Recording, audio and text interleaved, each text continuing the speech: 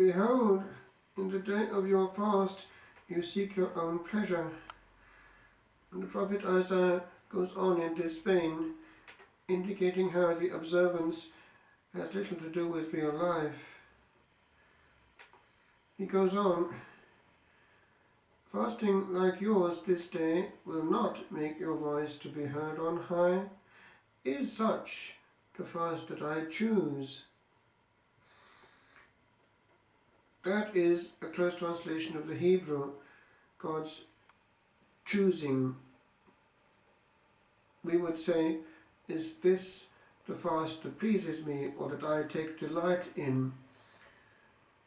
The original was taken up by a good evangelical author years ago in the title of his book on the subject of fasting. The title was God's Chosen Fast, and he goes into the various levels of fasting.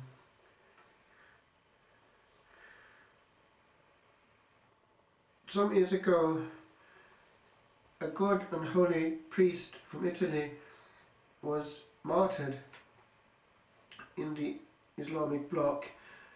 All he wanted to do would be just to be a Christian presence, rather like Charles de Foucault, but things became unstuck. However, before being martyred, he would write back to his flock in Italy, and in one of his letters is a description of what Ramadan was like in the area. Quaint and quite moving. And he succinctly added, "Che fine è fatto la nostra Quaresima?" What has become of our Lent? This priest, by the way, may one day be beatified. His course has been introduced, I understand. Alessandro. When Our Lady appeared in Medjugorje in 1981, one of the first things she asked for was fasting. And she also is known to have said this in the early stages: fasting has practically disappeared in the Western Church. Now, appearing there in a place between cultures, that would make a lot of sense. There are Muslims in the area, there are Eastern Orthodox in the area. And to this day, the Eastern Orthodox still observe Lent physically. It's there, ingrained in their instinct and their being from time immemorial, not eating certain things and never eating before midday. Our Lady therefore was asking for something concrete, and we can be inclined to supernaturalize things so much that the concrete goes out of the window. The Lord does, in the gospel that we have today, say that when the bridegroom is taken from them, they will fast. Now, we know from the earliest texts that Lent was actually of apostolic origin. It has always been there. It makes sense, because Easter has always been there. And we know how, even early in time, the difference in the dating of Easter caused huge problems in the Christian world, and therefore the corresponding preparation. It made no sense. And to this day, actually, it makes no sense to have one in the East and one in the West. And we know from mystic sources that the Lord wants that addressed. But to get back to the meaning of it, I recall when studying, but also living as a seminarian, because I was living in the seminary at Aberystwyth while studying classics, that there were in the air currents about what Lent meant. This was just after the council, And I remember how the prior one day at the beginning of Lent warned us about illusion. He wanted it to be concrete, specific, and to have a difference. He would mention things like improving upon punctuality. And I remember in that same place hearing a conversation at table one day between the brethren, and it went in this vein. You know how such and such is like when he smokes. What will it be like when he can't smoke? And I thought, that says a lot. But I've actually seen it over the years that some people who do fast a lot, kind of difficult to handle when they're in that mode sometimes. But it's no justification, because if one becomes so depressed as to be difficult to handle, then the whole object is lost. We can't be heroic physically and unpleasant spiritually. It's just nonsense. So we can't, as it were, replace by a spirituality of our own making the gospel command to love one another, the only command that the Lord insisted on in the Last Supper. But having said that, it's not just a question of either or, but both and. Now, fasting can help physically and spiritually. There is a lot of obesity in the West, and it's good not to be full all the time. It also has an effect of making us more receptive. It takes time to prepare a meal. Taking nothing or little frees us.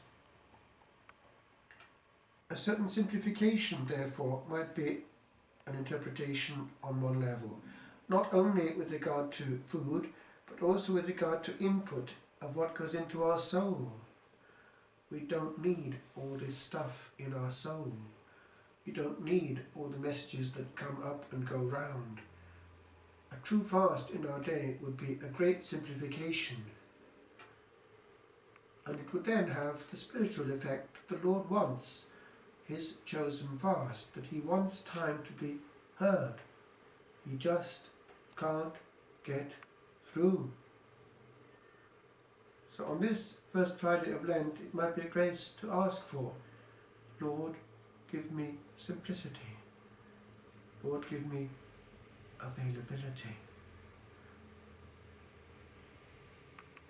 Quando la Madonna è apparsa a Medjugorje nell'81,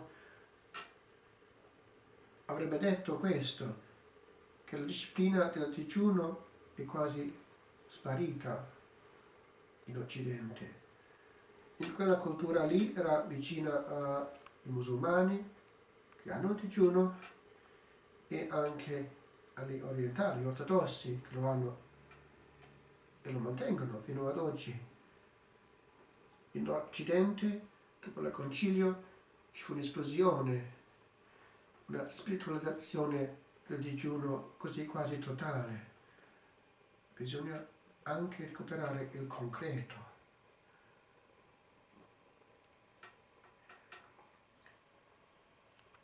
Un santo sacerdote, Don Alessandro, che fu martirizzato in Turchia, mi pare, qualche anno fa, scriveva alla sua parrocchia in Italia, osservando come si osservava bene il mese del Ramadan, e comparava quello con la nostra Quaresima ormai astrattamente osservata, ma non concretamente mantenuta. Che fine ha fatto la nostra Quaresima, scriveva. Ci vuole una differenza, un taglio, un deserto fisico e anche spirituale. Isaia parla del digiuno diletto dal Signore, una cosa concreta, spirituale e fisica insieme. Non ha senso di avere un digiuno severo e per quel motivo lì di essere difficile in comunità.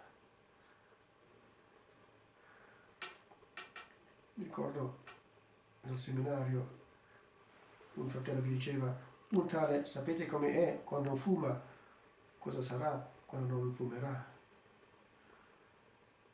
E dunque a tutti i livelli Dio va osservato nella concretezza dell'amore, senza il quale non c'è digiuno vero, diletto al Signore.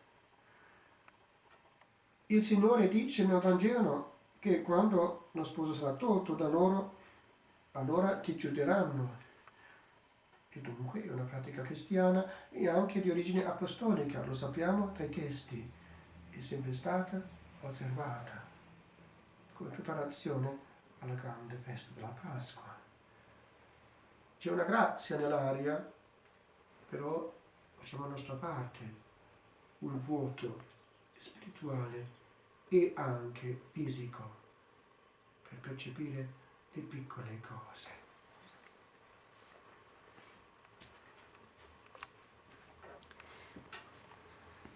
Donaci, Signore, un cuore nuovo. Poni in noi, Signore, uno spirito nuovo. Io vi libererò da tutti i vostri peccati e da tutti i vostri idoli. Vi libererò,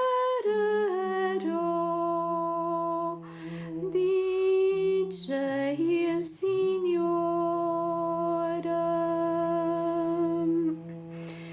Donaci, Signore, un cuore nuovo. Poni in noi, Signore, uno spirito nuovo. Porrò il mio spirito dentro di voi. Voi sarete il mio popolo e io sarò il vostro Dio.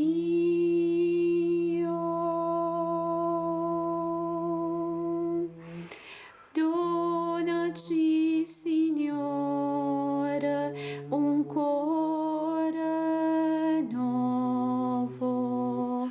Poni in noi, Signore, il tuo spirito